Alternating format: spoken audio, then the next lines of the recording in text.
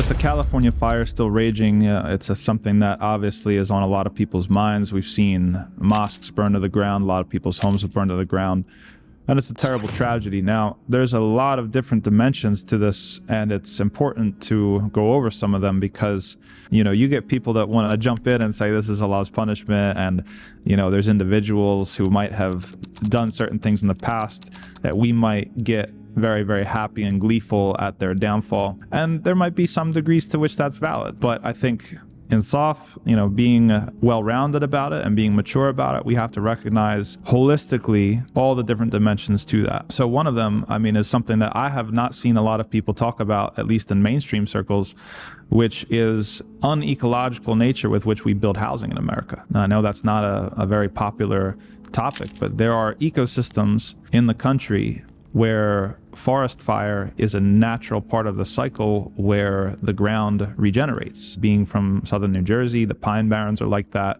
I know there's places up in Oregon like that. I know a lot of places in California are like that. And many Native Americans in different areas like this, they actually practiced controlled burning because that was just part of the natural cycle. Now, what happens is with the way that we do urban planning, we just continuously sprawl and expand and sprawl and expand and sprawl and expand. And you got people building houses and leveling earth, leveling, you know, land from trees and everything, to build homes in places that those fires are part of the natural cycles. And we do things to try to keep those fires at bay, but it seems that the more we try to keep those fires at bay, they just get bigger and bigger and bigger and more dramatic. Maybe we delay it for a little bit, but it comes back around again. Allah's creation is undefeated. This is just a structural thing, and I think that it is important that we talk about the structural elements as well as the individual elements, that we need an intelligent and respectful philosophy when it comes to where we build our homes and how we build our homes. And I think that as Muslims, as people who are supposed to be conscientious of nature and the sunnah of Allah, nature's cycles that Allah subhanahu wa ta'ala has put in the creation, I think that's something that would be wonderful. We don't think in the Enlightenment tradition that we are masters over nature and we torture nature for its secrets and we just are here to dominate nature, and that's not going to work.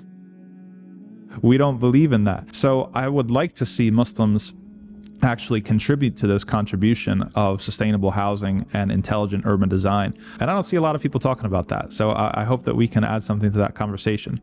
The other aspect is that, okay, anything that happens can be a punishment from Allah subhanahu wa ta'ala, can also be a test from Allah subhanahu wa ta'ala. It's both at the same time, and you're not safe from it. Right? So even in a place like in the East Coast, like New Jersey, Pennsylvania this year, there was a water shortage, and this is a place where it doesn't often have risk of forest fires, but there were wildfires, and there was a risk because things had gotten so dry. So don't ever think that you're safe. Don't gloat to the point where you think, oh, you know, these rich Hollywood snobs are finally losing their third vacation home. It's like, even if you're right, the same thing can happen to you. And there are statements of the setup saying that, you know, we've never criticized somebody with a certain flaw except that we've seen it come back around and happen to us, or as they say, what goes around comes around. So just know that, just be careful with that. The other dimension to it is that we have a responsibility to ensure that our municipalities and our governments are spending resources wisely. There's a lot of talk going on about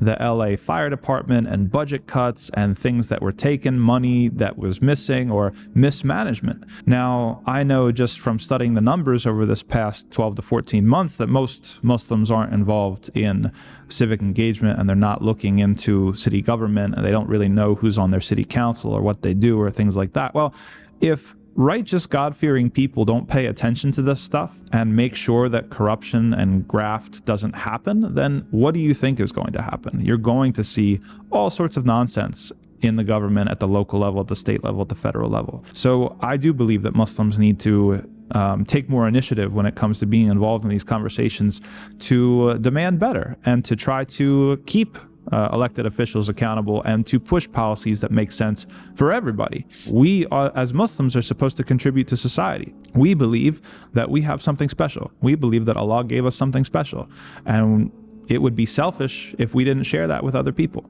And that is not just about Tawheed. It's not just about the Quran. It's not just about the messenger of the Prophet ﷺ. It's also about the content of that guidance when it comes to how to live justly, how to live rightly, how to exist in a space that's deferent and respectful to your Creator, and also taking full measure to be just to the people and the plants and the trees and the ecosystem around you.